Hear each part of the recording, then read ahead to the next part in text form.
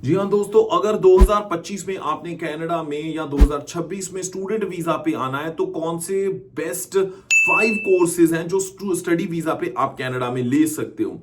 2020-21 वाली गेम तो अब रही नहीं है, सारा कुछ चेंज हो गया है। पर ये 5 जो कोर्सेज हैं अगर आप लेके आते हैं तो आपकी स्टडी, आपका वर्क और आपकी पीआर अच्छी तरह हो सकती है। सिर्फ यही नहीं, आप अपनी जिंदगी में कामयाब रहोगे। तो हमें थैंक यू बाद में बोलिएगा। तो देखते हैं उसके लिए आज की ये video. Check, check, Johnny Hans.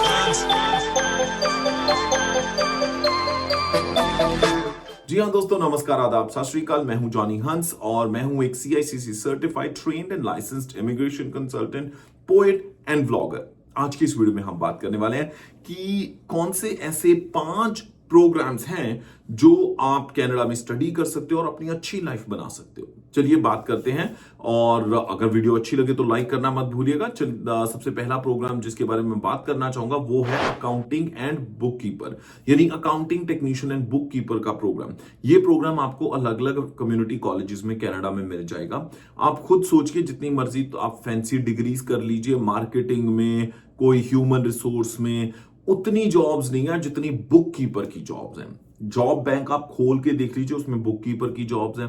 आप नॉर्थ बे की RCIP कम्युनिटी देख लीजिए, बुक कीपर की डेजिग्नेटेड जॉब है, मतलब इन डिमांड है।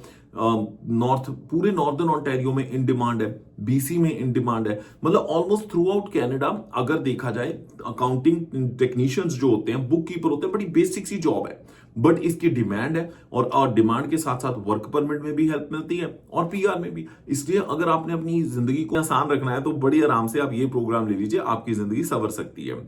चलिए बात करते हैं दूसरे प्रोग्राम की। दूसरा प्रोग्राम रहेगा नर्सिंग का। देखिए, हेल्थ केयर के प्रोग्राम्स को कोई बीट नहीं कर सकता। ये पहले भी इन डिमांड थे, अब भी इन डिमांड है।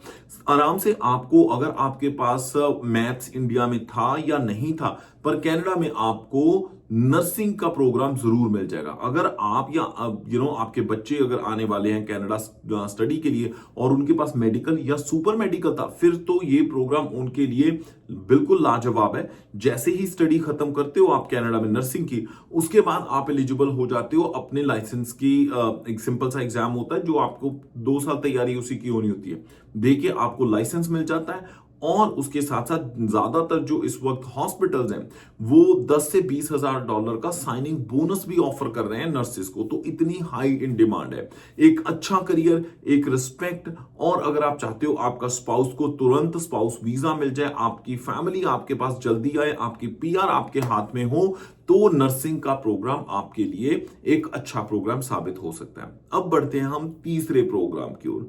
तीसरे प्रोग्राम की अगर मैं बात करूं तो MBA, जी हां, बिजनेस का एक ऐसा प्रोग्राम जो अभी भी इन डिमांड है। इन डिमांड ऐसे है कि स्पेशली जो लोगों ने बैचलर कर रखी है, उनकी वाइफ या उनके हस्बैंड भी है, तो अगर आपने अपने स्पाउस को कनाडा बुलाना है और आपके पास बिजनेस का प्रोग्राम आपको लेना है, तो ये दोनों चीजें पॉसिबल है। क्योंकि MBA डिग्री है, ठीक है, मास्टर्स डिग्री है, तो उसमें आपका स्पाउस आपके साथ आ भी सकता है या आने के बाद अपने स्पाउस को बुला सकते हैं। बस ये ध्यान रखना कि अगर आप ऑलरेडी कनाडा में हो तो आपको शो करना पड़ेगा कि आप रेगुलरली यूनिवर्सिटी अटेंड कर रहे हो, आपके पास लेटर ऑफ एनरोलमेंट है और कुछ डॉक्यूमेंट्स चाहिए होते हैं। अगर आप अपने स्पाउस का वीजा लगवाना चाहते हो, उसके लिए आप हमें ईमेल कर दीजिए apply@checkcheckservices.com, apply@checkcheckservices.com पे हमें संपर्क कर लीजिएगा। अब बात करते हैं फार्मेसी टेक्नीशियन की। जी हां, फार्मेसी टेक्नीशियन एक चौथे नंबर पे ये प्रोग्राम को मैं रेट करूंगा या फिर कोर्स को मैं रेट करूंगा, क्योंकि फार्मेसी टेक्नीशियंस भी बहुत इन डिमांड है।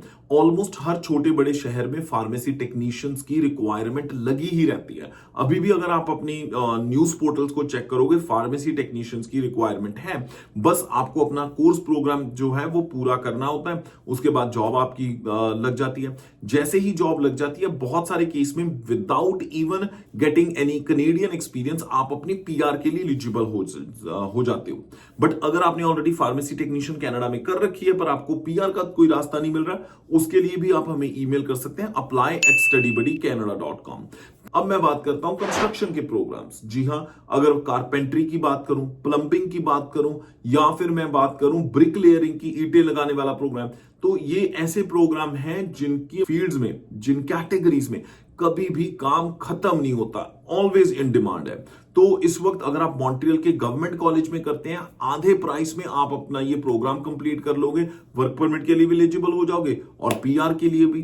तो अगर आप कारपेंटरी, प्लम्बिंग या फिर मेजनरी का जो होता है, अगर मैं बात करूं ब्रिक लेयरिंग की, ये प्रोग्राम अगर आप ले लेते हो तो आपकी लाइफ काफी अच्छी हो सकती है। एक और प्रो टिप बताऊं, कंस्ट्रक्शन में अगर आप एक बार 2 साल आपने काम कर लिया, फिर अपनी कंपनी शुरू कर ली कनाडा में, तो no one can stop you from making money, no one can stop you from growing and living the dream that you want to live.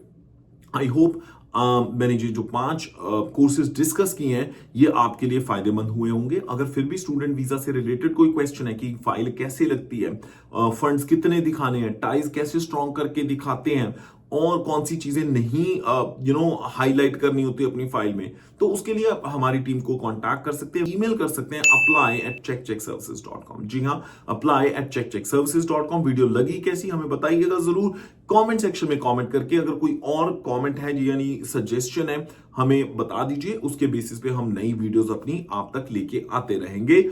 इसी के साथ मैं जॉनी हंस फिलहाल लेना इजाजत, हंसते मुस्कुराते रहो जी, रब राखा। Check, Johnny Hans.